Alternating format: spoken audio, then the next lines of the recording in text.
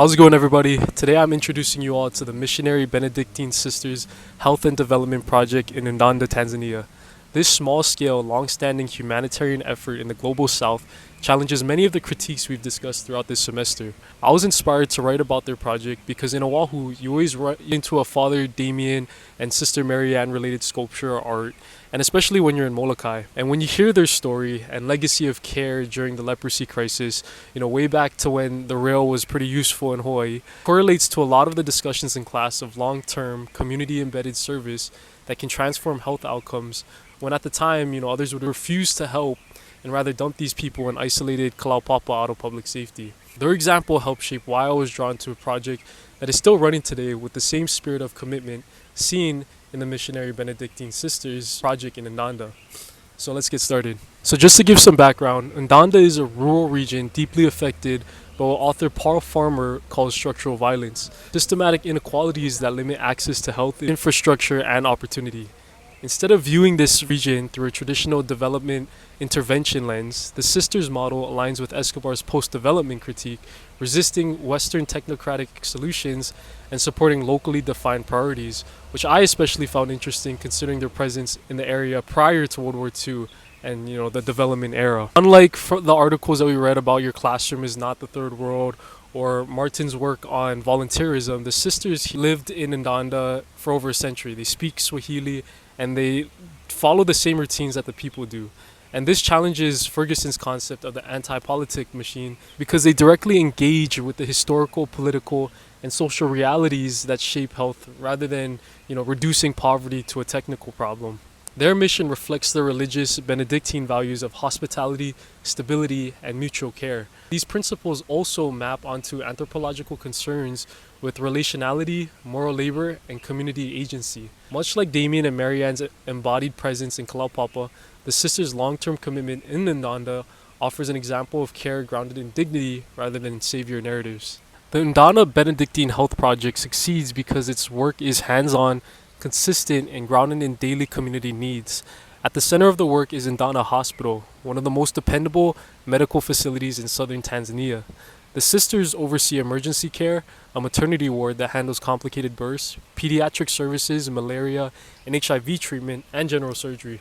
They also run mobile outreach clinics for surrounding villages where people may otherwise go months without access to care. One of the strongest areas in maternal and child health care, they train midwives, provide expectant mothers with food and shelter, and support safe deliveries, efforts that have lowered maternal and infant mortality in the region. Beyond clinical care, they work on water and sanitation, repairing pumps, drilling wells, and teaching hygiene to prevent waterborne diseases. They also support nutrition programs, education for youth, and skill-building initiatives for women. Their effectiveness comes from their long-term presence. They don't arrive for a quick project. They live the reality of the community every day. And this reflects the idea of accompaniment, serving with people rather than directing them. It also reflects what author Pig calls sitting and staying, where understanding comes from being present long enough to see how problems actually unfold. Because they train Tanzanian nurses, midwives, and health workers, they build local capacity rather than dependency.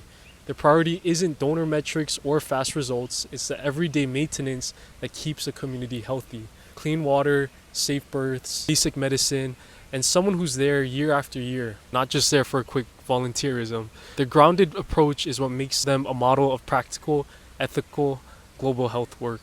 I chose this project because it embodies the kind of ethical, grounded humanitarian work emphasized in our course, and because it resonates with the story familiar back home in Hawaii.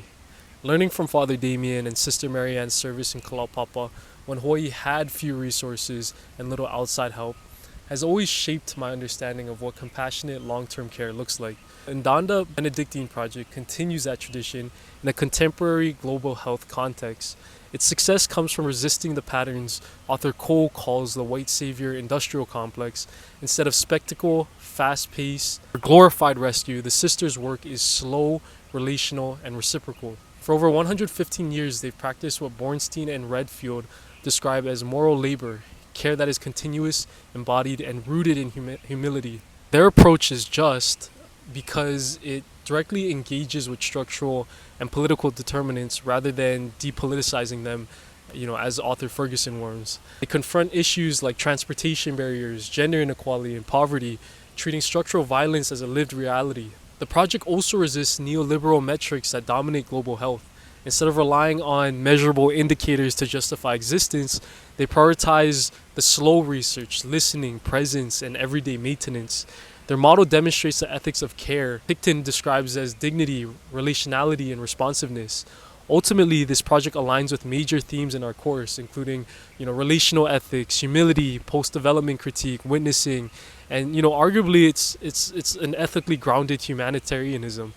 As someone preparing for a career in medicine, I admire this model because it reflects the kind of clinician and overall person I hope to become. Someone who serves not through savior narratives, but through solidarity and long-term commitment to the community.